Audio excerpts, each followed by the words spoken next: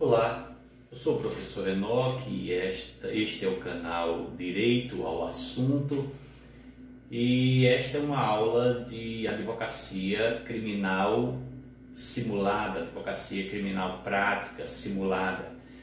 Essa aula faz parte da prática jurídica 3, faz parte das práticas jurídicas que um aluno de Direito do curso de bacharelado em Direito obrigatoriamente precisa cursar e que eu tenho colocado aqui em forma de pequenos vídeos pela impossibilidade de estarmos ministrando essas aulas presenciais em função da pandemia do coronavírus. Eu expliquei isso nas aulas passadas. Então tenho trazido para cá um pouco da nossa caminhada, da nossa experiência na advocacia criminal, o que em sala de aula nós fazemos de forma bem dinâmica, bem simulada, fazendo as audiências, os alunos passando por tudo, como vocês puderam ver nos vídeos anteriores, nos vídeos que eu postei de parte das aulas da turma de 2019, que simulou uma audiência. Enfim, eu coloquei vários vídeos que foram os vídeos da audiência, algumas pessoas viram ali, comentaram. É assim que a gente faz em sala de aula, mas estamos fazendo de uma forma diferente por causa da peculiaridade do momento que estamos vivendo.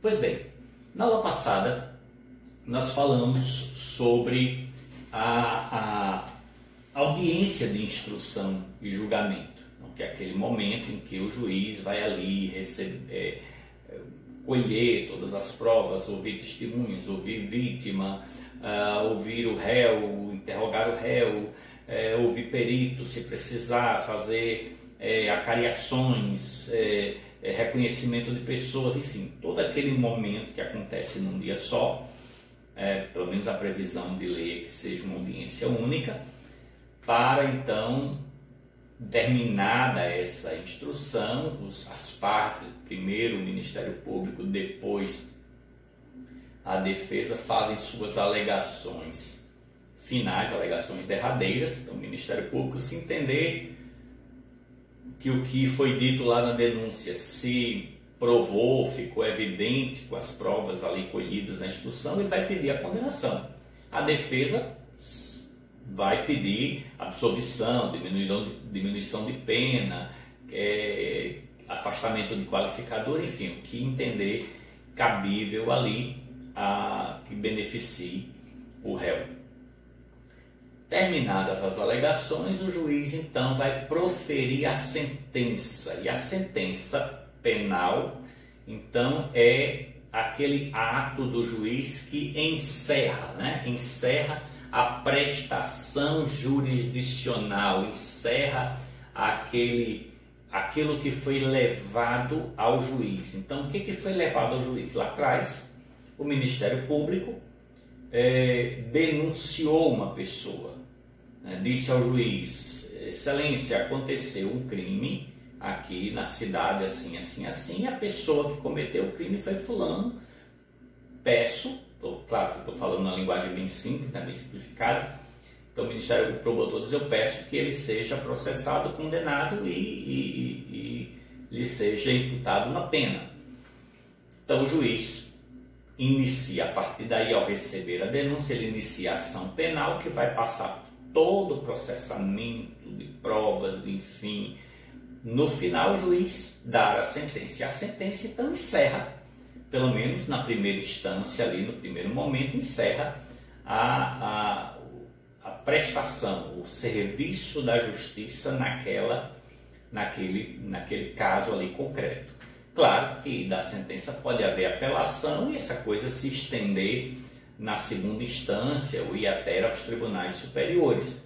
Mas a sentença penal, ela encerra a atuação do juiz da primeira instância. E essa sentença penal, então, ela pode ser absolutória ou condenatória. Ela pode ser uma sentença que vai absolver o réu, né? É claro que ou então ela será uma sentença que vai condenar. Então vamos lá. O que precisa existir numa sentença? Quando você, advogado, enfim, uma pessoa pegar uma sentença de um juiz, o que precisa ter ali para aquilo ser então uma sentença válida, né? Não ser uma sentença que vai sofrer nenhuma anulação, nenhuma nulidade. Então, o que deve conter uma sentença? Primeiro, o juiz deve fazer um relatório daquele caso que foi trazido ao seu julgamento, ao seu arbítrio. Então o juiz vai dizer: ao Ministério Público denunciou fulano de tal pela prática do crime tal, segundo os autos, segundo o inquérito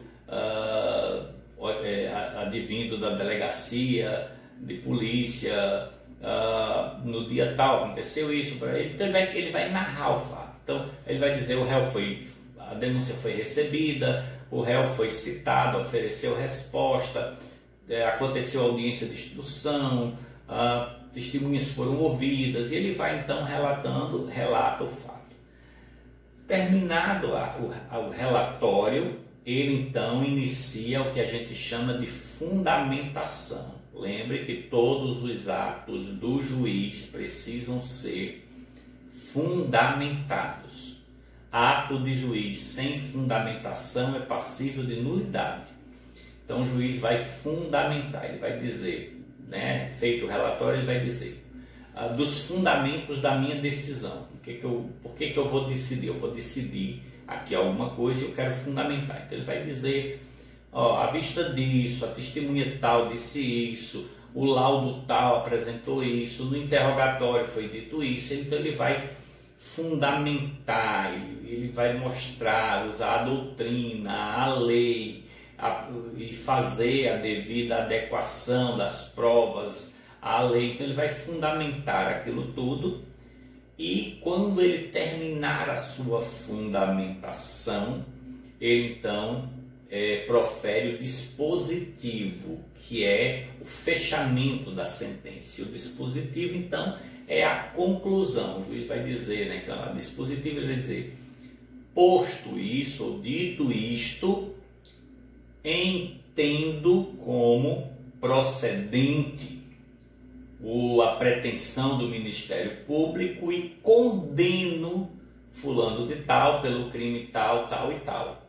E aí então ele vai dizer qual é o crime que ele está condenando e vai dizer qual é a pena, a quantidade de pena, qual vai ser o regime inicial dessa pena, se o cidadão vai começar no regime fechado, no semiaberto ou no aberto, se pode essa pena ser substituída por pena restritiva de direito, ao invés de ele ir para a cadeia, ele prestar um serviço comunitário. Então tudo isso, claro, dentro das normas legais, o juiz vai dizer isso tudo no dispositivo, né? E ao final, se a sentença for condenatória, ele vai dizer: lança-se o nome do réu no rol dos culpados. Então a pessoa vai ficar ali com aquele nome registrado, ou seja, ela vai ficar ali, se acontecer uma outra coisa, ela já será reincidente.